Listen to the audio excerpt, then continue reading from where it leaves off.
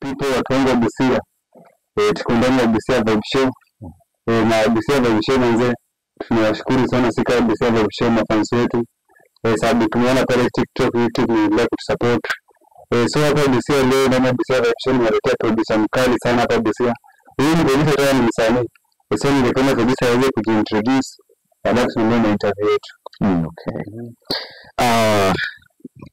Nashukuru sana siku ya leo.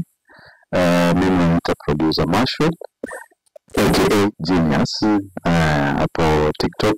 Mshua mapitia yako so hapo before nilikuwa najiita producer Marshall but again sasa wasanii wenyewe wakaona nimequalify kuitwa Genius. Yeah, so hii ndio majina yangu ya kazi. Yeah. So far na Busia nimeshamsikia ni producer mkali sana hapa Busia. Sana Busia nilikuwa mnalia ndaka studio ndaka producer. Huyu jamaa anapatikana Busia kile seneta hizi pekee. Kama unajua kuna penzi road. Kuna na mapenzi hiyo tu. Ni tu mapenzi road exactly. Nilijua tu kwa Marshall mmojaletwa. So bwana Marshall kuna baadhi ya maswali ningependa tuweze kujadiliana na wewe. Okay. Ningependa uweze kueleza safari yako ya wewe kama producer ulianza aje? Ilikuwa ni passion. Nilipenda tu hiyo kazi. Ndio nikaamua kufuata hiyo safari. Ikabidi nisome. Alafu pia tangu nikiwa mdogo nilikuwa tuna hiyo kulikuwa na kitu kuhusu muziki ndani yako. Yeah. So hii ilikuwa ni kutap into masomo vile nilisoma, ilikuwa ni kuongeza tu. Lakini ingawa kumekuwa na safari pia ya kushirikiana na wakubwa pia wengine kwa muziki, nilikuwa na producer kadha. So nikapata hiyo experience pia hapo. So kusoma pia ikaingia tu. Yaani ikakubali tu. Yeah. Na hii kazi ya producer ulianza lini? Nimefanya music production karibu hii ni mwaka karibu ya 4. Kwa game 3. Yeah, nikiwa kwa game. Sijakaa miaka mingi sana. Yeah. So far hapo kwa game ushakumbana nako na wasanii aina gani? Sababu kuna wale wasanii wenye wakikuja kwa boot pia kwa studio wanasumbua, ama tu unapatanga wale wasanii wenye wanakuja kama like anakuja anafanya kile anajua, ama unapata wasanii wenye una wa guide ndio uweze kutoa ngoma. Okay, mostly unapata wasanii wengine wako na experience kidogo, ama wengine totally wanapenda tu muziki lakini hawajui jinsi ya kuiga muziki. Yeah, sasa lazima pia umpe guidance pia. So huwa inalingana. Unapata mtu ako na experience kidogo, hata mwingine hajui. Hata na sauti nzuri ya kuimba lakini hajui. Je, anaweza imba? So lazima wewe ndio unafungua hiyo nati hapo. Yeah. So that's what I do mostly. Na mentor wako kwa industry production ni producer gani? Kama tu vile nimejibu hapo awali, nimekuwa na watu tofauti. So mimi nilikuwa kila nikiinteract na mtu na soma kitu kwake. So sina mentor specific mentor. Sababu umesoma kuturu watu wengi. Exactly. Nimesikiza wa producers kutoka ng'ambo Kenya hapa nini. So nimesoma kwa watu wengi. So hiyo imenisaidia kushika hiyo kazi. So far hapa Busia ama nje ya Busia ushafanya kazi na producer gani? Mwanzo nikiwa bado nilikuwa na producer fulani Nairobi. Then nilirudi Busia nikafanya na watu kama kina JB, Gesta Jones across Uganda. Yeah. Wengine nilikuwa naenda kwa studio zao kwa sababu ya kufanya kazi ya vocals, ku train to vocals. Yeah. Na kwenye studio yako ushafanya kazi na wasanii gani? Wasanii nimefanya kazi na kina Shadima aka Madi Crazy. Nimefanya kazi na Buffalo, rapper Buffalo. Nimefanya kazi na Claire, msanii wa gospel. Nimefanya kazi na kina Sion, huyo ni secular artist. Na wengine kadhaa. So far kuna baadhi ya wasanii nimeshawaita kwenye hii Busia Vibe Show. Wanalalamika sana shida ati Busia maproducer wa Busia wanatolanga tu ngoma na wanapatia kwa simu. Enda tunayo. So sijui I think sector ya kupromote ngoma, huwa inafaa ikuwe ni sekta ya msanii ama ni sekta ya studio? Okay. Sababu kuna wasanii wanasema producer akishampatia ngoma yake hivyo Na washamalizana. wamemalizana. Okay. I think unaongea pia kuhusu marketing. I think marketing. Okay. Now hiyo kitu iko somewhat wide kidogo kwa sababu ni kitu inahusu pia budgeting. So naweza tetea producers na nitetee pia msanii. Yeah, cause msanii anaweza kuwa amelipa budget ya a single song ifanywe kazi. So aki-expect producer market hiyo mziki, I'm not saying that hafai ku market, lakini aki-expect 100% a market hiyo song yangu, inakuwa ni tricky kidogo. So ni kitu yenye iko mara mbili. So kama wanaweza weka mikono pamoja.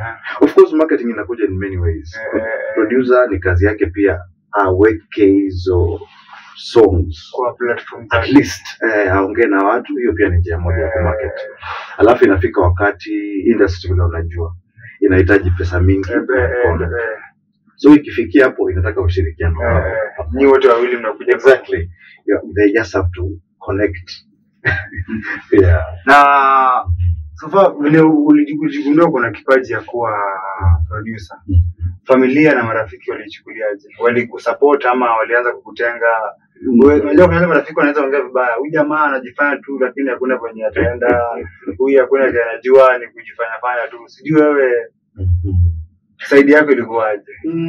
Okay, kama marafiki ilikuwa kama surprise sana. Because why expect naweza kuwa producer. Hata kazi nimefanya wanaona ni kama ni kitu kingine ajabu sana. Yani iliwakujia kama shock au kuwa na expect. Though siwezi sema in comes to family, siwezi sema nilipata support ya family. Nope. Because hawakuwa wanajua safari yangu na wako unajua unafanya. Sababu wanakuona but alafu familia mostly sometimes wanaona ni kama muziki ni vitu ya ukora. Ni vitu ya ukora. Vitu kama hiyo. Sasa kuna watu unapata watu wazima kufikiria kama wewe amepotea. Wengine inakujia ni kama hii ni kazi ni mtu afai kufanya. Wewe unafaa kuwa mkulima, kama daktari. Naona. So ilikuwa pia kama challenge but ni maisha. Bwana Masha, ngoma sofa ni ngoma gani hapa Kenya yenye tu ungepewa chance ungeipiga sana better than huyo producer mwenye alifanya hiyo kazi? That is ya msanii mwenye amejulikana. Okay. It's a tough one. Sawa. Okay. Kuna huyu kijana anaitwa Aroboy. Kuna wimbo alifanya inaitwa Tujuane. Leo tujuane. Yeah, then Fina. Fina. Inaitwa Manu. I think amefanya na J Melody. J Melody Mtanzania. Nimefanya hiyo muziki but kuna touch yenye huwa na feel ningeiweka tu hapo. Exactly. Ingekuwa kali. Ingekuwa kali sana. Then kuna wengine but I think hizo ndio really strike kidogo. So far hapa Busia, wewe kama producer unafikiria serikali ya Busia ingefanya nini ndio ile industry ya Busia igrow? By the way, so far sioni kama serikali ya Busia imetilia maanani kwa upande wa muziki sana. Yeah. Kidogo naona wameneglect sana hiyo part kwa sababu mimi nadhani ongeza empower youth sana. Okay? Sababu sio wengi wazee wenye wanafanya muziki. Wazee wafanya muziki. Yeah, so wangejaribu kuempower youth alafu na producers pia ingetusaidia sana kwa sababu wamefocus sana kwa mambo ya ukulima. Mpira hizo nini ndio si mbaya ndio, lakini ongetilia yako pia maanani kwa sababu wasanii wako youth wako na talent ile kubwa yenye wakishikiliwa mkono hivi na producers wakiwa empowered, kutakuwa na change kubwa. Hiyo ndio opinion yangu. So county government of Busia bana, mmesikia Kenya Marshal producer amesema at least mjaribu kushika vijana mkono. Juu sahihi boys wengi wako na talent. Unajua tulio talent inaweza kuwa ways of employment. Exactly. Ni kazi. Sababu kuna mtu hii muziki mtu anaifanya kama kazi juu pia ana invest pesa yake huko juu anajua in future at least itaniokoa. So serikali ya Busia mjaribu kushika mayouth mkono, msaidie vijana at least pia waweze kuenda level. Na wewe umeelewa Busia na wewe ni producer wa Busia. Kuna nimeona kuna hao wasanii wa Busia wakubwa wenye wamehit. Na umesema tu vizuri talent iko Busia. Iko. Sijui sasa unaweza ambiaje hao producer wakubwa? Ama hao wanamuziki wakubwa sana wenye wako Busia lakini hawako Busia kwa sasa. Wakuje at least washike vijana mkono waweze kuwa support. Yes. Okay, tumekuwa na vijana wametoka hapa wakaenda toka Nairobi, kina Jegede Dafugu pia ndio saizi unaona ako kwa spotlight sasa. Wanafaa ku reach back, warudi nyuma. Group za huyu friend of mine sana jina nanisikia ana locks hivi Jegede. Sio Jegede, nani anaitwa nani? Mviri, I think. Mviri pia. Mviri is a very talented artist. Na so mimi ni kijana wetu. Mimi ni kijana nyumbani pia. So somehow wana hepa sana huko. Wamebezi sana nje zaidi. Si mbaya ni hali ya kutafuta. Lakini mimi ningependa wange reach back. Okay? Wakuja washike pia vijana mkono pia. Ama waonyeshe njia ati huko tunafanyanga hivi na hivi na hivi. Sasa ndio ukitaka kugrow kwa muziki unajua fanya hivi ndani uta make it. So wanafaa kukuja nyuma pia just. Unajua au sahau penye ulizaliwa. Unakuja unasaidia au sahau penye ulitoka. Juu hao pia wakati walianza muziki walikumbana na changamoto ya Busia ni mko nje bana. Sisi kama Busia Vibe Show tunawaomba tu bana. Mkuje Busia talent iko mingi sana. Mkuje Busia hata kama hamtashika wasanii wote mkono lakini at least semeko nani ampitie kwa mkono nani. Nani ampitie kwa mkono kwa mkono. Nasema jamaa mkuje Busia. Pia hata mkuje kwa studio ya Marshall bana. Mrekodi hata ngoma bana Ajua Marshall mlikuwa na ile enzi. Sio ule Marshall wa time, si Marshall wa sasa hivi. Mkuje sasa kwa studio yake. Muone kazi ya kijana bana. Sasa kijana ameimprove sana, ameenda shule. Then course umesomea vizuri sana. Ilibidi niende shule. So majamaa Busia bana, support Marshall. Ngoma gani tu ya msanii ndio ukasema wenyewe hii ngoma na feel sana ngoma yenyewe ngoma ilifanya kazi nzuri. By the way, nikianza kuna song nilipiga inaitwa The Process. Yani R&B hip hop. Kwa kali nifanya na anaitwa Buffalo. Ni mkali sana. Then nikafanyia msanii fulani anaitwa Hunter. Ngoma nyingine kali hivi ya kibongo hivi. Then nikafanyia pia Madi Crazy Shadima. Ngoma yake kali hata iko kwa mitandaoni. Hizo ndio ngoma zenye nimefanya. Zenye zilifanya nikajua pia naweza niko sawa. Exactly. Ninasofani nimesikia wasanii wa Busia wengi wanalia production industry ya Busia iko chini sana. Sijui hiyo sector wewe unaweza ongelea aje? Production industry iko chini aje? Like jamaa amekuja kurekodi ngoma kwa studio. Amerekodi ngoma. Like tukikuwa hapa akikuwa kwa studio. Hiyo ngoma yake ina sound vizuri sana. Yes. Na like akitoka na ngoma ile nyumbani akiweka kwa speaker yenyewe like output ina sound. Okay. Sio vile ilikuwa inaimba kwa studio. Sawa. Hiyo lazima nileteko pia blame kwa sisi producers.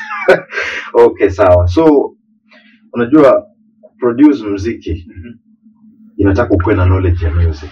Kwanza you must have the music focus. Kwanza juu kama hauelewi music production walai vitu kama hizo zinatoka yanga. So ikifanyika hivyo inamaanisha producer ndiye aliblanda. Of course. Kwa sababu kama hangeweza fanya muziki mzuri ingebidi awachane nayo. Na okay, kuna ile situation yenye nakuja msanii wa gospel. Unaona? kuna elements za gospel, alafu kuna elements za secular. Yeah, exactly. So mtu anaweza kuwa anafanya drill music kama za wakardinali, alafu mtu anafanya muziki kama ya kina Shusho, Christian Shusho, sorry, Tanzania. Exactly. So hawa tu sunona wako tofauti. Lazima utune kila mtu kwa sector, uweke kila mtu. Exactly. Because beat ikisound nini, song ya secular ikisound kama ya gospel, sio ni bland. Exactly. So alafu kitu kingine, I think hiyo inaongea kuhusu mixing and mastering. Of course, kama uelewe muziki lazima ikisound kwa studio, kwa sababu kuna meters, ndio hapo itasound. Unajua kipeleka huko inamaanisha output ama the end product haikuwa refined vizuri. So hiyo inakuwa ni makosa ya producers, but again kuna watu wanafanya hii kazi kwa kutafuta pesa, alafu kuna mtu anafanya hii kazi juu ana passion. Hizo ni vitu mbili tofauti sana. Vitu mbili tofauti, yeah. Of course lazima upate mkati yako, lakini si kazi inafanya kazi kwa nzuri. Yeah. Na so far hapa Busia nyinyi kama producer, changamoto ni gani mnakumbana nayo? Sasa zingine unaweza face wasanii fulani wenye kidogo wanatu kiburi, ama wengine wako na ego sana. Yaani wewe msee, mimi ndio najua, mimi siambiwangi ama sipangwi. So mtu kama huyo ni ngumu kumadvise. Sasa kuna mwambie wewe fanya hivi, hii nataka uniimbie hii lyric hivi.